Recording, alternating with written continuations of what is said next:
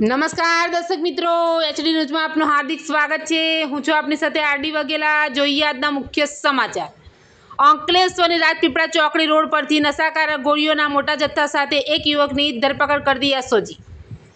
અંકલેશ્વર રાજપીપળા ચોકડી ઉપરથી ભરૂચ એસઓજીની ટીમે નશાકારક ગોળીઓના મોટા જથ્થા સાથે એક યુવકની ધરપકડ કરી રૂપિયા 1.86 લાખની ગોળીઓ, મોપેડ અને મોબાઈલ મળી કુલ રૂપિયા 2,06,000નો મુદ્દામાલ જપ્ત કરી અન્ય 2 આરોપીને વોન્ટેડ જાહેર કરી વધુ તપાસ હાથ ધરી છે।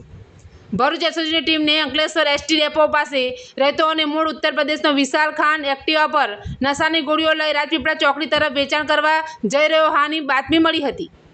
જે બાતમીના આધારે એસઓજીની ટીમે રાજપીપળા ચોકડી તરફ રોડ પર વોચ ગોઠવી હતી। આ દરમિયાન વિશાલ ખાન આવતા તેને રોકી તપાસ કરતા તેની પાસેથી નશાકારક ગોળીઓ મળી આવી હતી।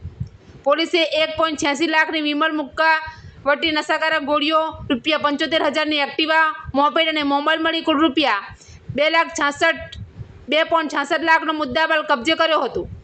પ્રાથમિક પૂછપરછમાં આ નશાના કાળા કારોબારમાં અન્ય 2 શખ્સોની સંડોવણી બહાર આવી છે, જેમાં સુરતના કાપોદ્રા વિસ્તારમાં અસલમ અને સુરતનો એક જ મારવાડી શખ્સ સામેલ હોવાનું ખુલતા પોલીસે આ બંને આરોપીને વોન્ટેડ જાહેર કરી તેમની વિરુદ્ધ બી ડિવિઝન પોલીસ મથકમાં ફરિયાદ દાખલ કરાવી હતી। એચડી ન્યૂઝ સાથે રિપોર્ટ જયેશ પ્રજાપતિ, અંકલેશ્વર।